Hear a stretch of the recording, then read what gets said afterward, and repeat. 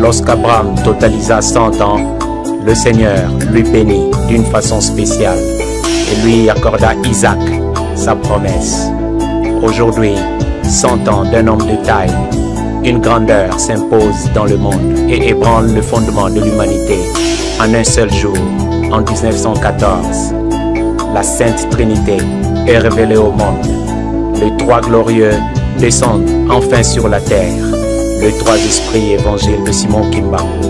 parmi lesquels l'Esprit Père créateur, Kisolokele Lukelo, descend lui en premier lieu. C'était le 12 février 1914. 12 février 1914,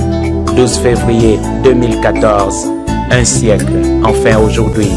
Alors les Kimbanguistes, de par le monde entier, et leurs sympathisants, a célébré le centenaire de Papa Kisolokele Lukelo Charles, l'enfant mystère du transfert du royaume de Dieu sur la terre, aujourd'hui révélé. Dans ce temple en est l'autel et la pierre du témoignage. Dieu et son royaume. 100 ans aujourd'hui, Kisolokele aujourd'hui, la gloire du royaume va se manifester aujourd'hui devant les yeux incrédules, des oreilles sourdes à comprendre. Pourtant, 100 ans auparavant, ce sont toutes les prédictions des chercheurs sur l'avènement du royaume de Dieu sur la terre qui s'accomplissait en 1914. Et en cette année, comme prédit, la grandeur tout-puissante des cieux écrasa la terre entière et la première guerre mondiale éclatait,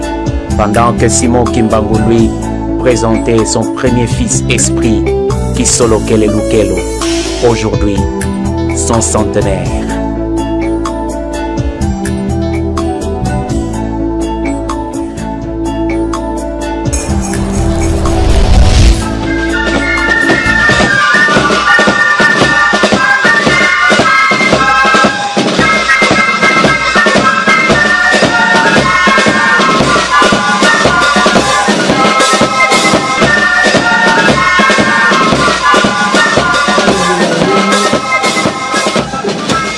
Barozi Christian badi, baframason badi, pandoki badi, Kasina Pointe Noire, je ne sais pas. Moyen kutanga bango réalité. Eh bien, bao yokaka ya Lingomba, babandi kuya, yotala bafikula mutindu na mutindu, bastatuette ya mutindu na mutindu, otali yango bamosusu bakomande yango na Japon, bamosusu na Chine, bamosusu na Paris. Alors natuni bango, mais oyo alaki na oyo ya Chine, nalobi oyokaki nini na Chine? Balibaki soko nazwi maji wana na le plus riche ya Pointe Noire. Kasi lelo nakumona ki richesse na nde wapi. Wapi yango richesse na yo bapesi. Yango wana naye kuzongisa biloko yango parce namoni ya ditina te. Bon, oyo japonais aye omokonzi ya biso alaki awa alwi na biso lokeba mutu moko akoya awa akoya mpo kuderange bino. Donc ntango balaki koya na nkamba mpo koluka nga na traverse, bakomelaki deja mokonzi na bao ke tusi kubenga Fuma Kimbangisa akoya awa ye mwana tata Simon Kimbangu akoya kolobisa biso moke awa balobi lo ya zoba te soko lolandi bango richesse oyo to balingaki kopesa bino lokozwa nguliaka te nzela yo surtout ekobonga eh bien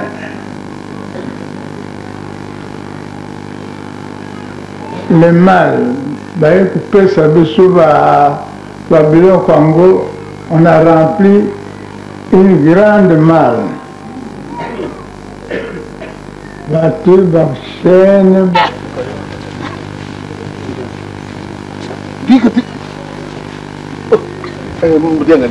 bon anniversaire. Oui.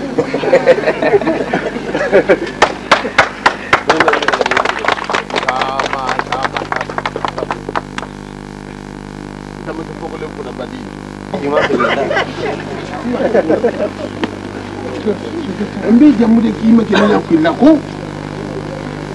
bude ba soma kiti anti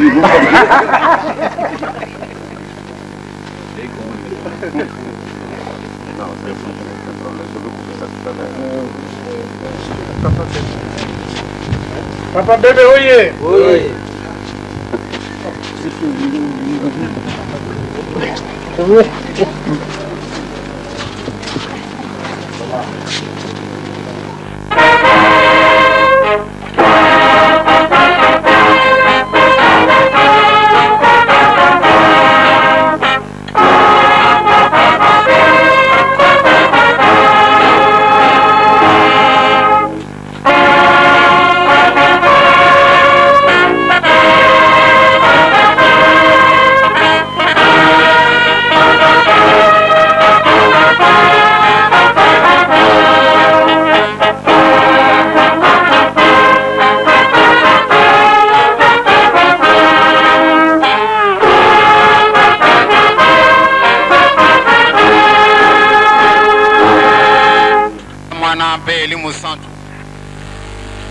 Mama batata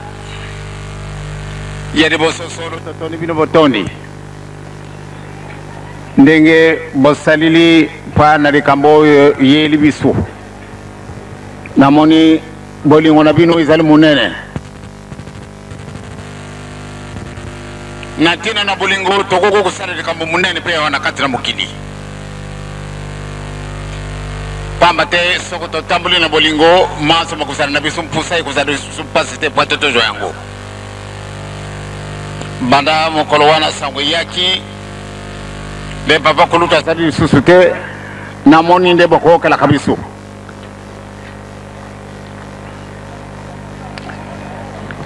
tango yo ese kukimpa te to kama tantutu to kenene yango kuna ese katukanda kutia na mabele ndenge na lobela kilobi mokote akobongola nzela mususu toyaki ya wanakati na mukili na kobutama simana mikolo na biso wanakati na se tokolekala bele na nzela liwa exemple ya mwana nzambe yezo ye mwana nzambe me ndenge abutamaka ebe kutika ye mukili oyo bele na nzela liwa me simana mikolo misatu asikwi liluba ya nzambe ete tosala mutu na lulenge na biso donc biso nyonso tozali awa tolinga te tozali banzambe yango wana la vie na biso awa na kati na mabele il faut bondela po ate to préparer l'avenir yango pamba te mwana nyonso to soka butami na maboko na tata na mama na ye tata na mama bakuluka nzira ete mwana na bango ayekola mpona nini po ate ba préparer l'avenir na ye awa pe tozali ko préparer l'avenir na biso yango wana batindi biso bolingo yango wana batindi biso tozala bana na mibeko yango wana batindi biso nde tosala pamba te soko tokoyi koyiba totosi mibeko te na ntina wana bamama na batata ndenge tosi tolobili mikolo mia papa kulutu awana kati na mokili misi misili asi asali mosala na ye mingi boyibi oyo makambo asali mingi toyibi te kasi baoyo bayibi mingi nde bakoki kopesa appréciation ya solo tata wana asalaki boye pamba te namoni banda mokolo oyo akei bato ebele ngai nasalaki na mosala te mais papa kulutu moto atiaki ngai na mosala ngai nasalaki boye papa kulutu moto asalaki boye makambo wana makomi lokola souvenir moko monene donc mpona ye récompense ezali pamba te makambo maso tokosala wana kati na se récompense ezali osali mabe récompense ya mabe osali likambo kitoko récompense ya kitoko donc esika wana batata na bamama papa kulutu amérité oyo ya ye ndenge nalobi mingi na kati na biso tokokoloba papa kulutu asalisaka ngai na boye soko tomoni délégation monene oyo elungu na poto bango bazali baétudiant bango bazali na bango kuna ndenge na ndenge kasi délégation monene wana ye na ntina mosusu te mpo na bijaleli ya papa kulutu basi bayibi mosala ye asalaki ntango oyo azalaki na bango elongo donc oyo nyonso tokolona wana kati na mokili tokorekolte yango nsima na mikolo na biso même soko moto ayibi te kasi rien à faire oyo toloni awa na se récompense na biso ezali de l'autre côté yango wana bamama na batata sikasika tokozwa ntutu e tojungi na nkamba toke kotika papa kulutu ndenge ye apiminaki na mboka na ye na nkamba toke kokonda ye esika wana mpe abutamaka pamba te toti ye na lopangu moko na ye papa tokokonda ye mosika te me toti ye esika moko na papa donc batata na bamama totondi bino botondi na manso bino bosali sikasiko tokokende bino nde botikali na libondeli bozala na bino na esengo kimbangisi oye ntango mosusu mingi tozali kolela tolela na biso te yesu ntango amonaki bazali kolela alobi bolela ngai te lomilela bino moko donc bolela na bino te soko papa kulutu akei tokokutana mikolo mizali kojela biso toyibi nandu te mutu mwindo alungwa wapi likambo wana ezali na ngai na mondoko na ngai tous les jours mutu mwindo alungwa wapi mpona nini lelo oyo nazala na mayele ndenge nini kasi eloko moko ezangi ngai yango wana nde tolingi kozwa tozali kolukaka liaison na yango ejungela biso mpo ate nzambe asepela pamba te biso bato tobebisaki ndenge tobebisaki batiaki biso lokola mokongo yango wana makambo na biso nyonso tobele pasi mokili na biso etundi na borchese ndenge na ndenge kasi moyen to exploite yango biso moko ezali te mpona nini eloko wana ezangi biso donc yango wana nde tozali kolukaka yesu atendi biso ete bobanga na bino te na kojungisela bino eloko na bino kasi boluka liboso bokontina likolo emasoma kopesama na bino liloba na ye wana etikali na biso na kati na mitima na biso soko tolandi ndenge wana solo tokozwa maso maza na biso mpusa pamba te yo nde ozali bazi na mutu yo nde ozali fondation na mutu ekasi okomi suka na mutu lelo omonene lokola eloko ezangi ntina on dirait tozali na basavant te basava batunda kasi elamba na ngai nakoki kosala te ifo mondele asalela ngai biloko tozali kolobela biso nyonso totundi awa biloko ezali na biso ya biso te mpona nini eloko wana ekatanaki liaison tojungela liaison wana totambola na bolingo totambola na mibeko totambola na misala sino soko tokeyi bino botikala kusala libondeli tokani toko kenda na kuumira na ngai te na mikolo oyo na kujunga kaka pamba te na kukutika bino boye te po ate na mokolo ma poso nde mokolo na biso wana ndenge tosalaka na kati na lunguma na biso donc ezali te pamba te papa kolutu akeyi malamu nde totikala na deuil soko mikolo boni biso deuil ezali te pamba te ntina na likambo bino moko bosibo yibi soko ye ajungi na ye sika nini tika te tata nzambe na nkolo yezu limu santu akumisama abongisela biso po ate tozwa nguya na makambo maso mazangi biso tokoka kosala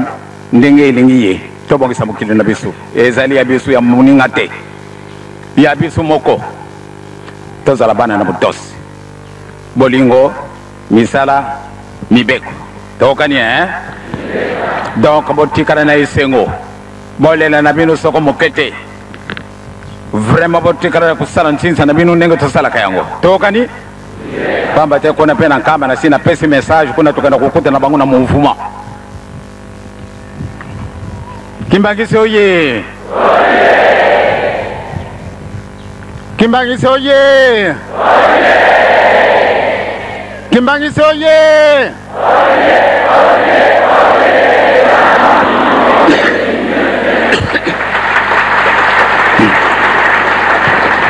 bon sika toko bondela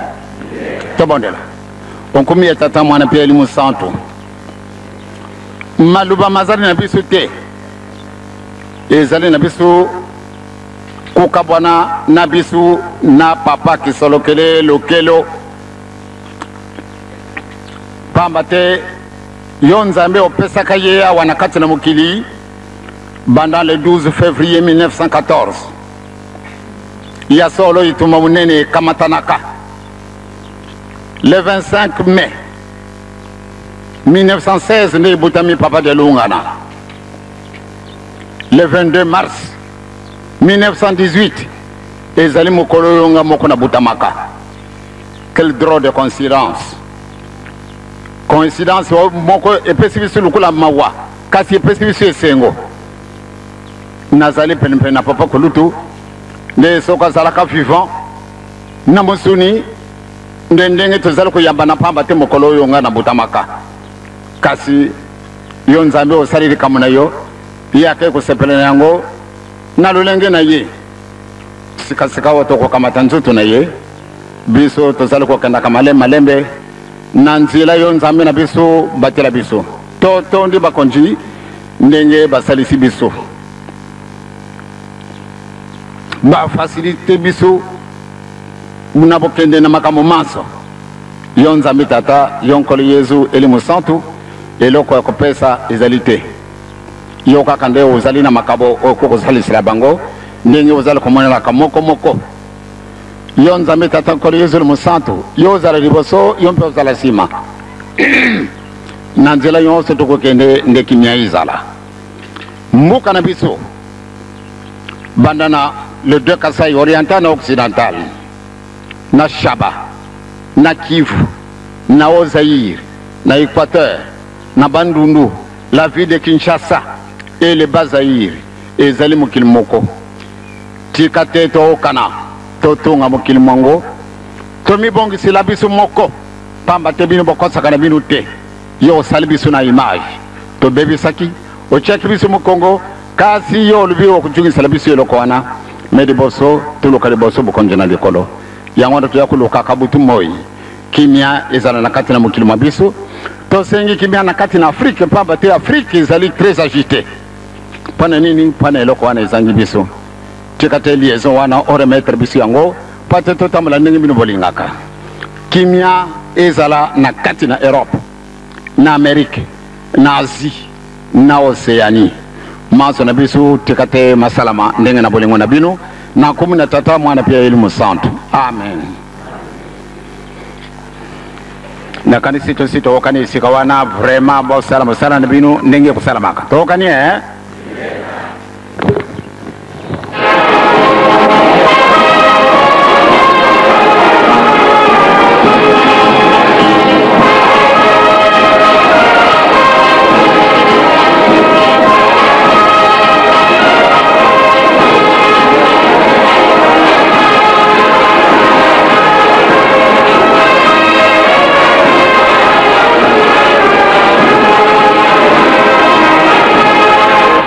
représentants du gouvernement de la Réunion nationale,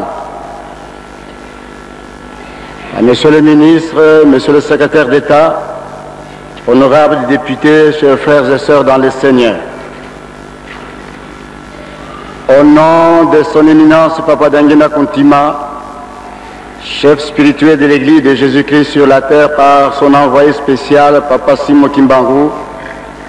qu'il nous soit permis de vous adresser ces quelques mots. En cette circonstance, c'est d'une façon particulière aux autorités politiques et militaires de ce pays. Kelo est né le 12 février 1914 en Kamba, de Papa Simo Kimbangu et de Mama Marie-Mouel Kiawanga Nzitani, dont il est le fils aîné. Dès son bas âge, il est resté à côté de son père et devint plus tard le témoin privilégié de son ministère. À partir du mois de juin 1921, lorsque la tentative d'arrestation de Papa Simo Kimbangu échoua, sa grandeur Kisogera Lukelo séjourna avec son père dans la contrée de Mbanzansanda, et après l'arrestation de Papa Simo Kimbangu le 12 septembre 1921, Papa Charles Kisolokela Lukelo sera lui aussi arrêté, jugé et condamné. Pendant l'interrogatoire, il défiera l'autorité du commandant de Rossi et fera preuve d'un courage exceptionnel, en dépit de ses 7 ans d'âge, en confirmant avec force les miracles opérés par son père. À l'une des questions qui lui fut posée sur les morts qu'avait ressuscité Papa Simo Kimbangu, il répondit sans la moindre crainte, qui savait bel et bien distinguer notre qu'il laisse une veuve et 13 enfants. Outre sa carrière administrative et politique, sa grandeur Kisokele Lukelo était à la fois un artisan et un pilier de l'évolution et du développement de l'église kimbanguiste. Dès sa jeunesse, il fut non seulement un témoin privilégié, mais aussi un coacteur, au sens plein du terme, de certains exploits spirituels de Papa Simo Kimbangu. C'est sous cet angle que s'explique sa présence à côté de son père pendant la tournée clandestine de Mbanzansanda entre juin et septembre 1921, ainsi que sa présence mystérieuse à l'intérieur d'une tente où était détenu son père après l'arrestation de celui-ci et son départ inaperçu par le blanc qui surveillait la tente. À la fin de sa carrière à l'administration coloniale belge, sa grandeur rejoindra son éminence Ngenda Kuntima à Kinshasa, continuera la fonction de chef de famille. C'est ainsi qu'ils travailleront ensemble pour préparer le retour de la dépouille mortelle de Papa Simo Kimbangu en Kamba en avril 1960. Beaucoup regrettent, nous en sommes sûrs, le décès de cet homme de grande abnégation et de justice et d'équité, et dont les sages conseils clairvoyants ont guidé un grand nombre de ceux qui l'ont côtoyé. Pendant ses fréquents séjours en Europe, sa grandeur a été un catalyseur pour les jeunes paroisses kimbanguistes dans leur quête de stabilité. Comme un père naturellement dévoué, il n'a jamais cessé, en dépit de son état de santé, de les exhorter à rester solidaires et à entretenir un climat d'amour et d'entente qui peut leur garantir un développement spirituel harmonieux. Les kimbanguistes reconnaissent en lui l'un des dépositaires de vérité et des secrets spirituels que Dieu a en fait manifestés en Afrique noire. Sa mort physique nous laisse perplexes et suscite en nous 2 types de sentiments. D'abord, les sentiments d'impuissance, d'inquiétude et d'angoisse à travers lesquels le mystère de la mort nous pousse à réfléchir sur la nature de l'existence de la vie spirituelle, et en second lieu, les sentiments de joie, d'espérance et de confiance à notre Dieu qui a toujours été fidèle à sa parole et de la certitude que la mort n'est qu'une transition par laquelle nous entrons dans une vie glorieuse, plus belle, plus puissante et éternelle. Chers frères et sœurs kimbanguistes, ce deuxième type de sentiment, qui est le reflet de la vérité sur la disparition de notre cher papa, elle est un moment de séparation entre le corps physique et l'être spirituel, car en effet, Saint Paul affirme cette vérité biblique dans 2 Corinthiens, chapitre 4, verset 7, lorsqu'il dit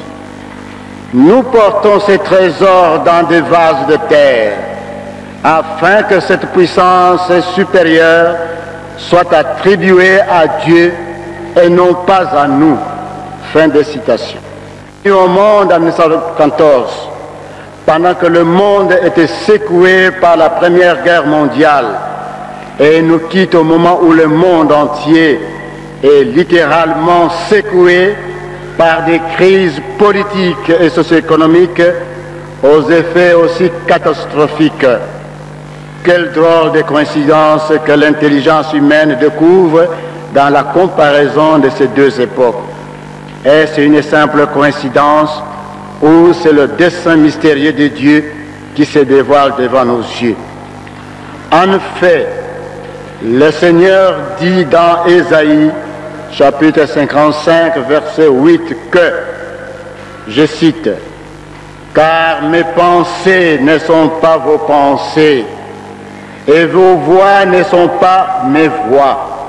Fin de citation. C'est ainsi que nous comprenons enfin que la mort de sa grandeur Kisokele Lukelo s'inscrit indubitablement dans le plan que Dieu a fixé dans sa liberté pour son peuple. Maintenant que sa grandeur est entrée dans le royaume des cieux, dans la nouvelle Jérusalem, et jouit de la plénitude de sa gloire, nous avons pleinement confiance qu'ensemble avec les saints qui l'ont précédé, ils intercèdent pour l'accomplissement de la volonté suprême de Dieu dans l'épanouissement de l'œuvre qu'il a confiée à Papa Simon Kimbangu. Ça va?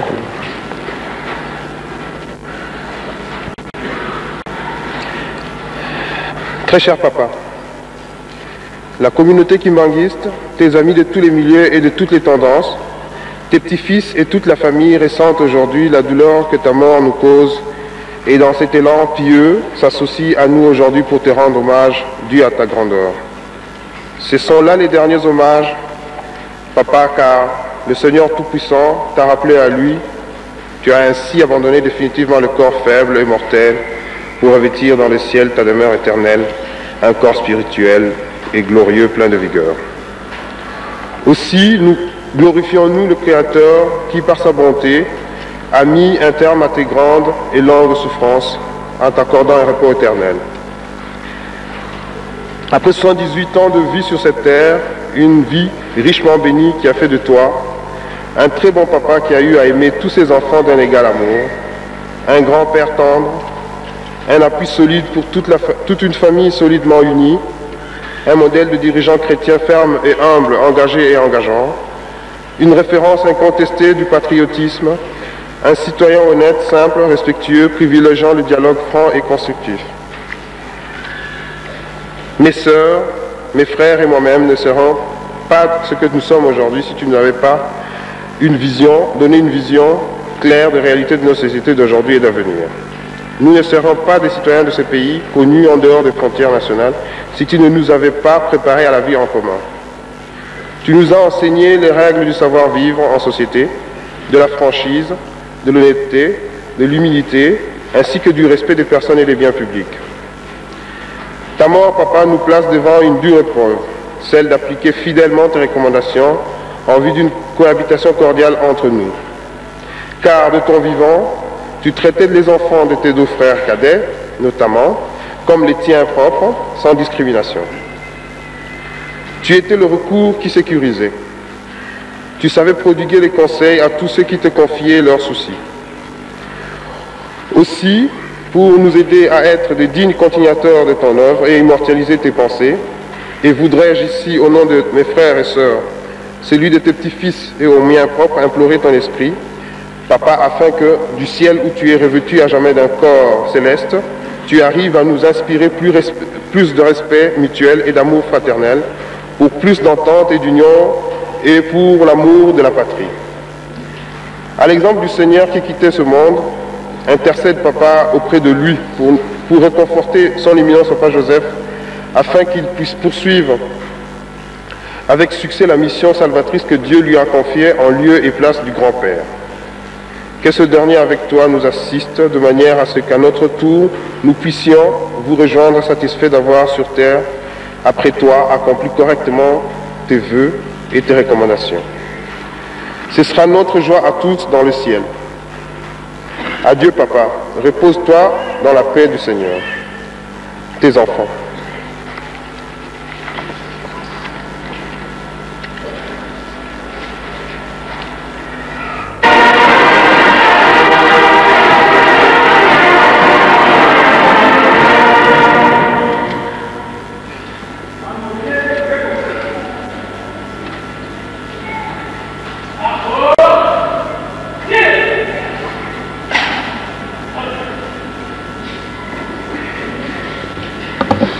Nkumbi ya tata mwana mpe elimu santo. Kimbangise oye! Kimbangise oye! Kimbangise oye!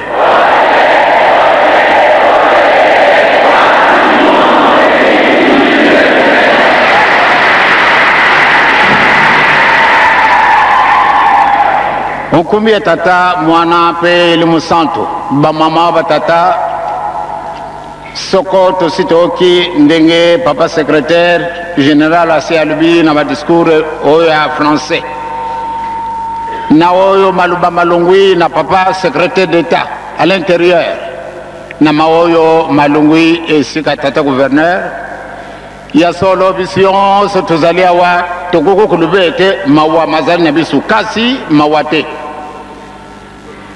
Mawana bisu ezali mpanantina na musuni. Kukabwana na musuni na mulimu ekutika kavida. Naza kutala ka foto ya papa kulutu ndenge nasina lubaki na bino mokoloyo nzuto yaki.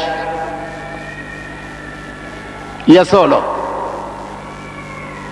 papa kulutu azalaka na bisu tata pambate ye mutu abokoli bisu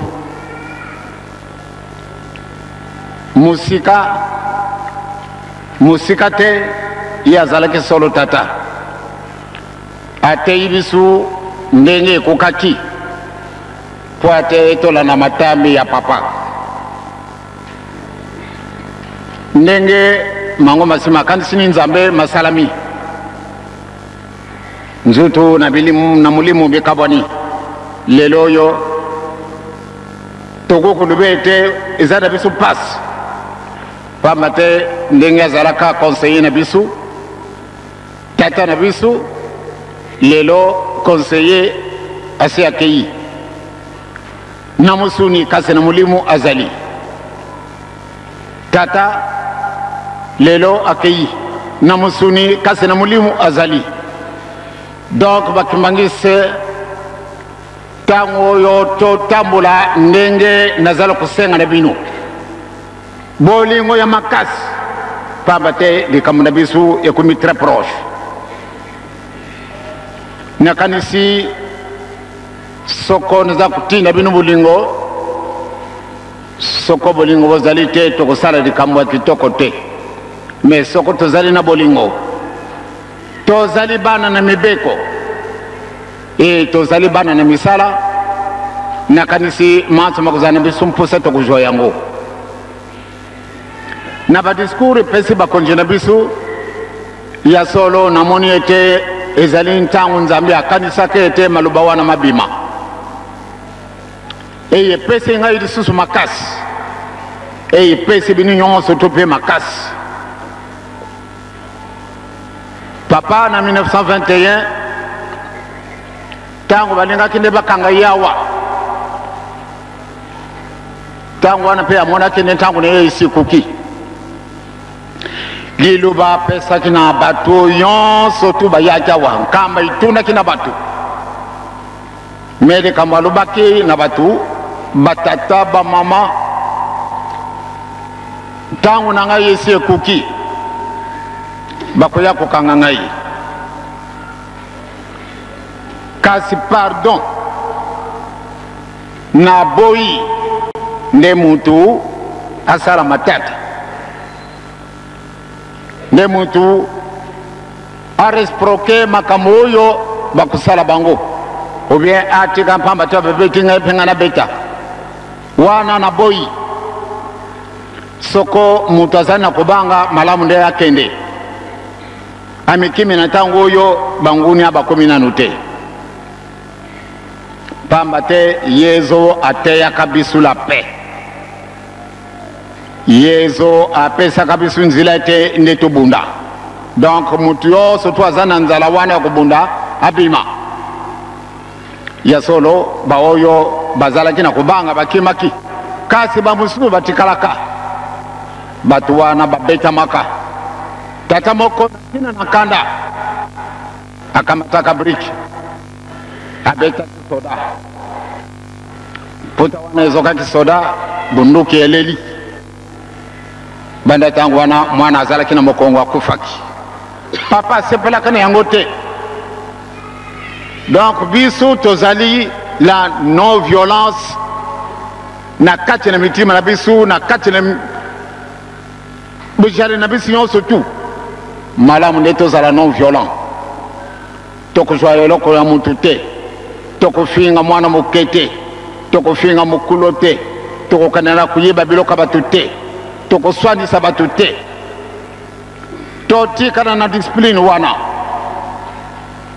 Yesu ntango bakana kokanga ye ya solo Pedro ye azalaki mwando kinoki ntango amoni nde bakangi Yesu ye pe akamataka ndenge tosi toyebile yango mbeli na yakataka lito ya Markis kasi Yesu asepelaki te ndenge pe papa asepelaki te tango babetaki libanga papa apesaka mutu wana itumbu alingaka kuzika moto kasi tata azali ndenge mosusu alimbisaka ye.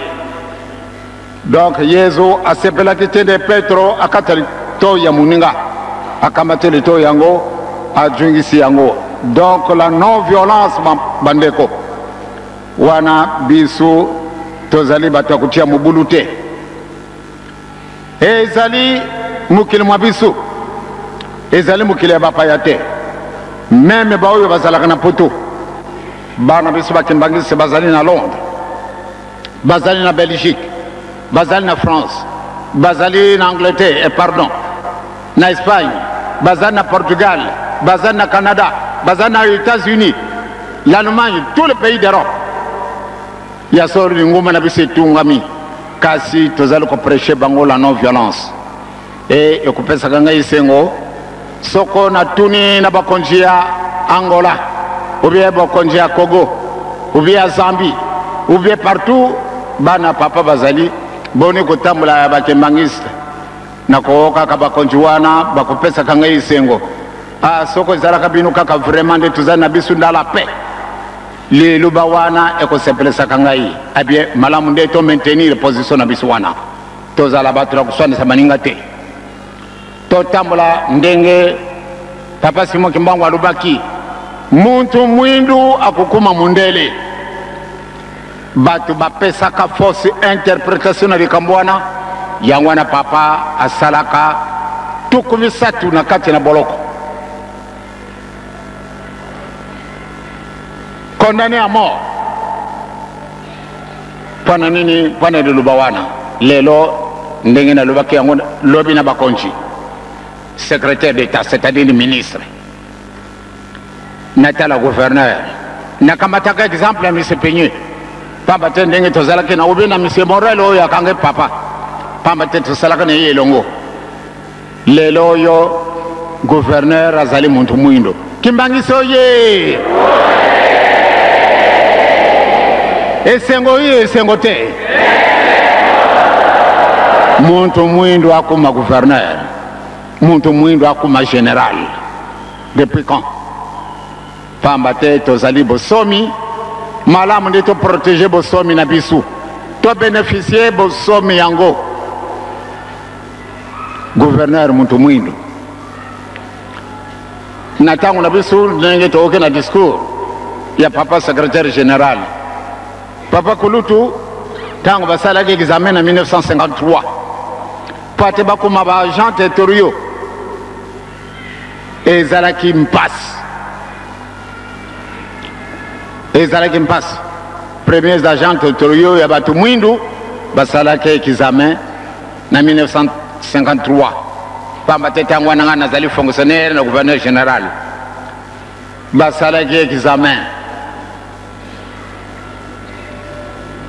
et simana yango pate bakuma ba administrateur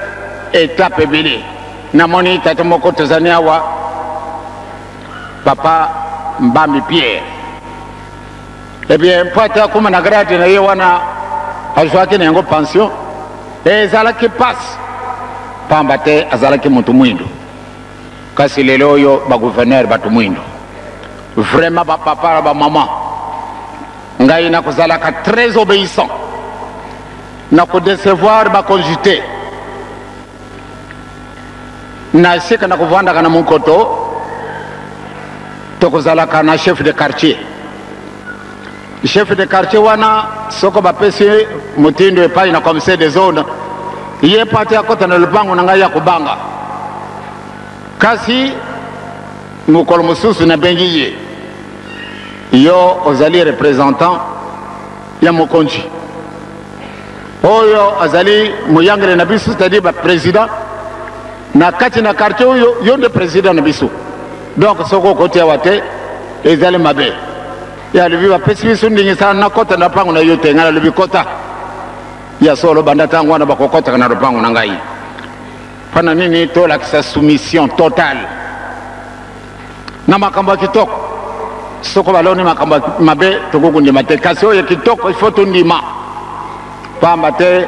papa amonenaki mpasi po ate tokuma bosomi yango wana batata na bamama bana papa Simoki Mbangu ya solo lelo oyo papa Kulutu akei ndenge nalobi papa Kulutu banda 1933 nazali na ye penipeni papa Mfuma Mbanza ye papa alobaki na ye te yo okolungwa na mbuka oyo te yo kutekala sinzili tili wana yo ya solo papa Mfuma Mbanza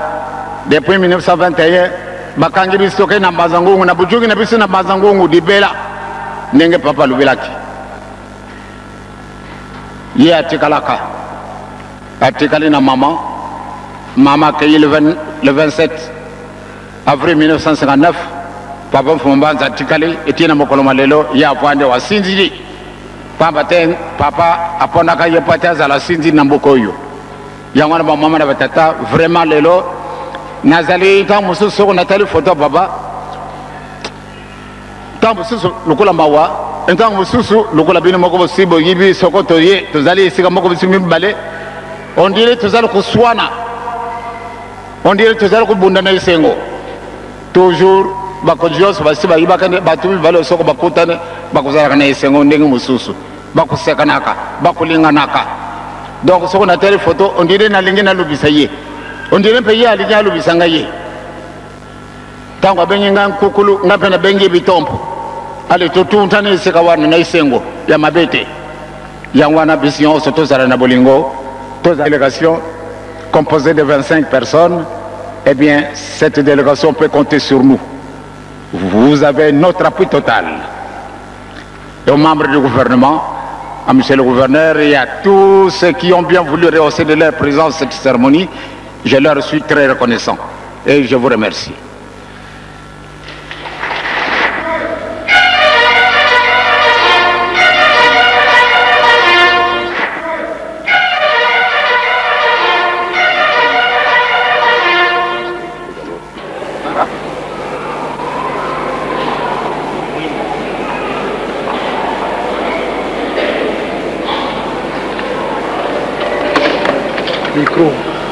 Micro yangu.